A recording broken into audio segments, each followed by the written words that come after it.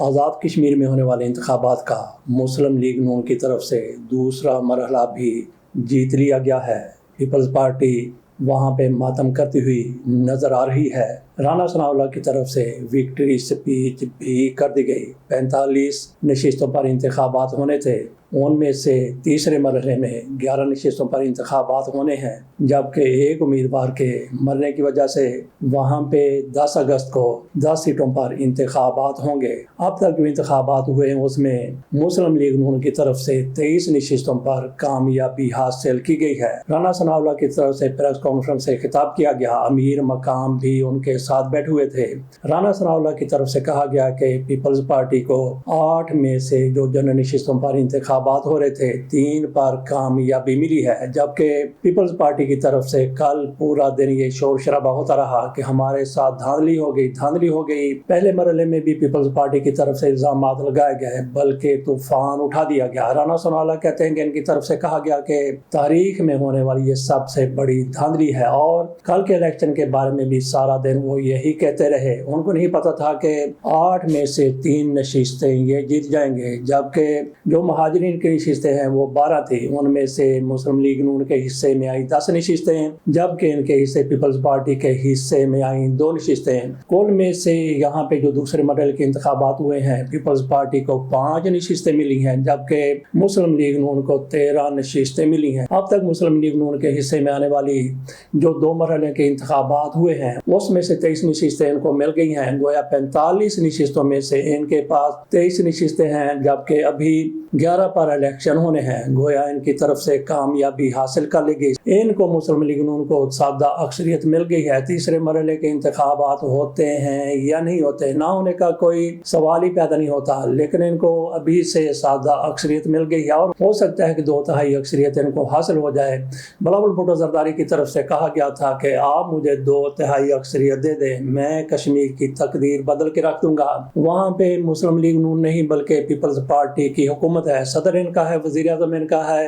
ان کا وزیر اعظم انور الحق صاحب بھی پہلے مرحلے میں ہار گئے، دوسرے مرحلے میں لطیف اکبر صاحب صدر ہیں، قائم مقام صدر ہیں۔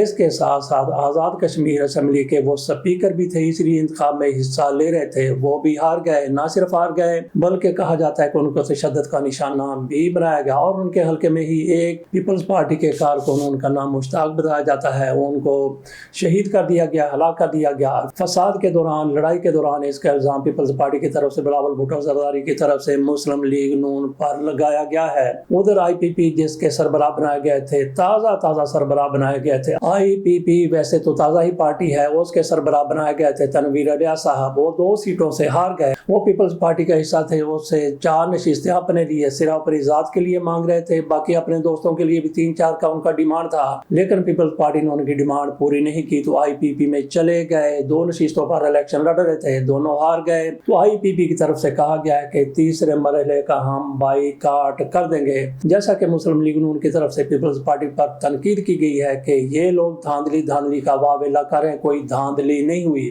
رانا ثناء اللہ اپنی پریس کانفرنس میں کہہ رہے تھے کہ ان کی طرف سے پہلے کہا گیا کہ 13 نشستوں پر 13 کی 13 پر جو پہلا مرحلہ ہوا ہے دھاندلی ہوئی ہے، دھاندلی سے مارا گیا ہے، لیکن اگلی بات انہوں نے کی کہ 4 حلقوں میں دھاندلی ہوئی، پھر 4 سے 2 پر آ گئے، 2 میں سے 1 کی بات کی تو وہ کہتے ہیں کہ الیکشن کمیشن کے پاس جائیں گے تو اس سے بھی یہ رجوع کر لیں گے، اس سے بھی پیچھے آ جائیں گے۔ یہ رانا ثناء اللہ کی طرف سے کہا گیا، تو باقی بلاول بھٹو زرداری کی طرف سے کہا گیا کہ دھاندلی ہوئی ہے، پہلے مرحلے کی طرح دوسرے میں بھی دھاندلی ہوئی ہے۔ ادھر چند صاحب بھی بول رہے ہیں، ان کی طرف سے کہا گیا ہے کہ آزاد کشمیر میں الٹرا فارم 47 چلا ہے، اسی طرح سے قمر زمان قاہرہ بھی بولے ہیں، باقی بھی ان کے کئی لیڈر بولے ہیں، ہر ایک کی طرف سے یہ کہا گیا، پرویز اشرف کی طرف سے بھی کہا گیا کہ دھاندلی ہوئی ہے، شری رحمان بھی بولی کہ دھاندلی ہوئی ہے۔ ان کا ہر لیڈر یہی کہہ رہا ہے کہ دھاندلی ہوئی ہے، دھاندلی ہوئی ہے، دھاندلی ہوئی ہے۔ تو دھاندلی کہاں تک ہوئی ہے؟ اگر دھاندلی ہوئی ہے تو ان کا وزیر اعظم تھا، ان کا صدر تھا، ان کا وزیر اعظم بھی ہار گیا، صدر بھی ہار گیا۔ مسلم لیگ نون کی طرف سے یہی کہا جا رہا ہے کہ ان کا صدر تھا، ان کا وزیر اعظم تھا، تو پھر دھاندلی کیسے ہو گئی؟ تو جناب علی دھاندلی صدر اور وزیر اعظم نے نہیں کرانا ہوتی، وہ سارا کا سارا کاج جو ہے، وہ ساری کی ساری جو ذمہ داری ہے، وہ سارے کا سارا کام جو ہے وہ الیکشن کمیشن کو دیا جاتا ہے، اور الیکشن کمیشن آج کل کس کا ہے، کس کے زیر اثر منتشر ہے وہ پوری دنیا کو پتا ہے. بہار وہاں پہ مسلم لیگ نون کی طرف سے جھنڈے گاڑ دیے گئے, وہاں پہ کامیاب ہو گئے. لیکن آزاد کشمیر کے انتخابات کی وجہ سے مسلم لیگ نون کی پاکستان میں ساکھ تباہ ہو کر رہ گئی, برباد ہو کر رہ گئی, کیونکہ آزاد کشمیر میں جس طرح سے مسلم لیگ نون کی طرف سے کامیابی حاصل کرنے کی کوشش کی گئی یا کامیابی حاصل کی گئی, پیپلز پارٹی نے اس کو بے نقاب کرنے کے لیے کیا کچھ نہیں کہہ دیا. پیپلز پارٹی کی طرف سے کہا گیا, بلاول بھٹو زرداری نے اس کی پہل کی. انہوں نے کہا کہ مریم نواز شریف صاحبہ کی حکومت اور آج کے وزیر اعظم شہباز شریف صاحب فارم 47 پر کامیاب ہوئے. یہ فارم 47 کی گورنمنٹ ہے. اور اس کے ساتھ انہوں نے کہا کہ میاں نواز شریف صاحب وزیر اعلیٰ بنے تو دھاندلی سے بنے, 3 بار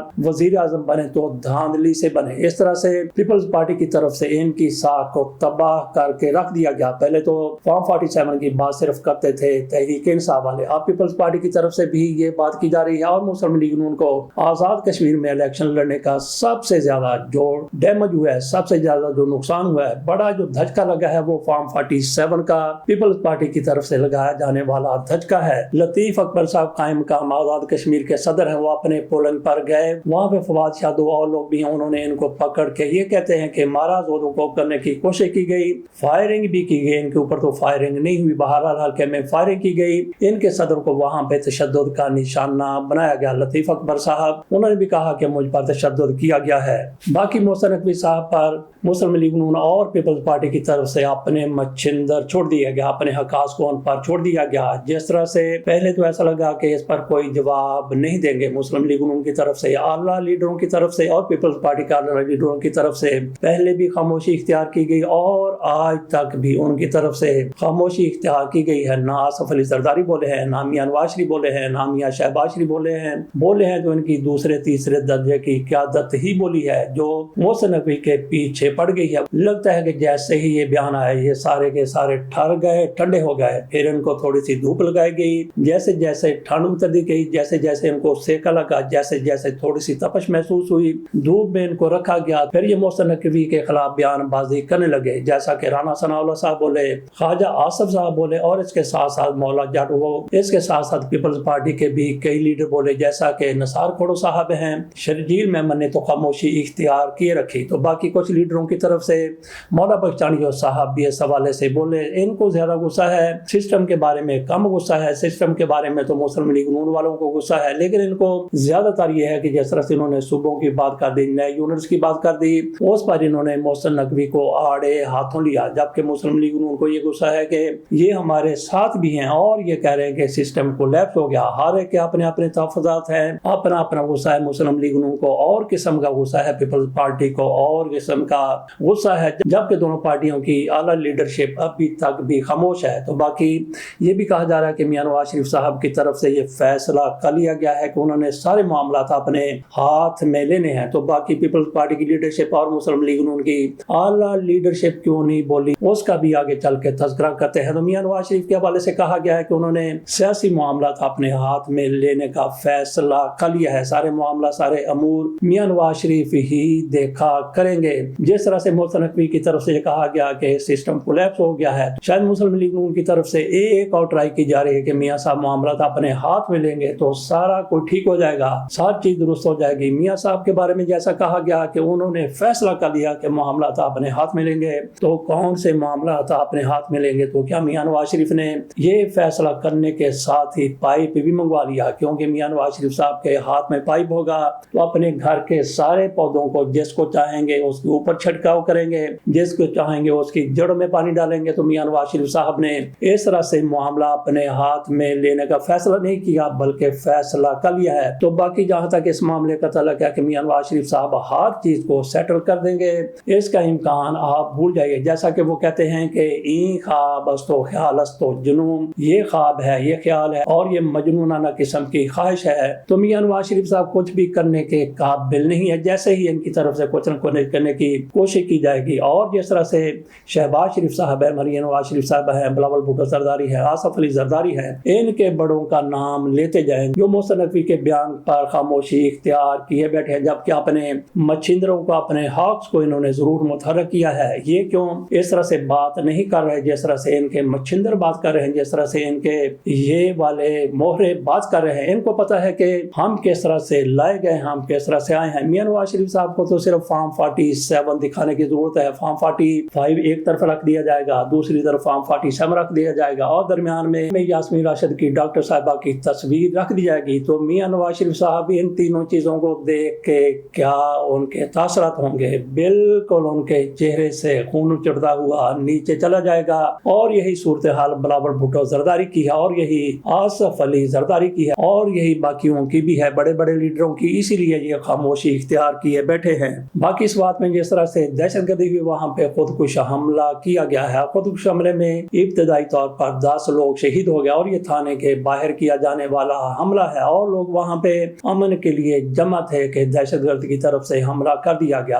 अब तक पता चला है कि 22-23 लोग वहां पे शहीद हो चुके हैं, जान बहक हो चुके हैं, और दहशतगर्द का कहा जाता है कि सर भी मिल गया है और इसका ताल्लुक अफगानिस्तान से बताया जा रहा है। और दूसरी तरफ सिंध में भी बर्बादी तबाही हुई है, लेकिन वो दहशतगर्दी से नहीं, वहां पे क्लाउड बरस कर गया, वहां पे बादल फट पड़े और बिजली भी वहां पे गिरी। तो उमरकोट में इसके साथ साथ जिस तरह से मियां नवाज शरीफ की तरफ से नाम लिया गया था कि ये मीरपुर खास नहीं, ये मीरपुर आजाद कश्मीर है, ये सारा कुछ हुआ है मीरपुर खास में, थरपारकर में और उमरकोट में। वहां पे गाड़ियां पानी में फंस गई, सैलाब की सी कैफियत है और भारत से आने वाले बादल वहां पे बरसे हैं, क्लाउड वहां पे फटा है। अल्लाह खैर करे, अल्लाह अपनी रहमत करे, ऐसी तबाही से बचाए। बाकी मुस्तफा कमाल और खालिद मकबूल सिद्दीकी के माबैन जिस तरह से अंदर खाते बड़ा को चल रहा था, वो बाहर आ गया। बहादुराबाद उनका ऑफिस है, वहां पे दोनों ग्रुप आपस में लड़ पड़े, एक दूसरे पर बोतलें मारी गई, एक दूसरे को शीशे के गिलास मारे गए, एक दूसरे को तशद्दुद का निशाना बनाया गया, गालम गलोच भी की गई। गालम गलोच तो छोटी मोटी चीज है, वहां पे जिस तरह से एक दूसरे के ये लोग गले पड़ गए, बाहर इनको निकाल दिया गया और कहा जाता है कि बहादुराबाद का दफ्तर बंद कर दिया गया है, वहां पे पुलिस और रेंजर को तैनात कर दिया गया है। खालिद मकबूल सिद्दीकी और कमाल साहब के माबैन एक अरसे से अंदर ही अंदर आग भड़क रही, जो अब सामने आ गई है। इससे पहले भी दोनों की तरफ से एक दूसरे के खिलाफ बयानबाजी की गई थी, ताहम अब मामला ज्यादा ही गड़बड़ हो गया और एक दूसरे के सामने ये खम ठोंक कर आ गए। देखते हैं कि इनका क्या बनता है, लेकिन दोनों की तारें एक जगह पर ही जाती हैं और वो जगह है अल्ताफ भाई साहब। दोनों ही उनके सिखाए हुए सिधाए हुए शागिर्द हैं। देखते हैं कि मामला किस तरफ जाते हैं। MQM के दूसरी तरफ इनकी तरफ से इस मामले में वो भी कूदे थे। इनकी तरफ से कहा गया था कि सूबे बनाए जाएं, कराची को अलग सूबा बनाया जाए, तो इस हवाले से इनकी तरफ से तजवीज दी गई थी कि एक रेफरेंडम करवा लिया जाए। बहरहाल देखते हैं कि इस तजवीज का क्या बनता है। इसके साथ इजाजत दीजिए, अल्लाह हाफिज।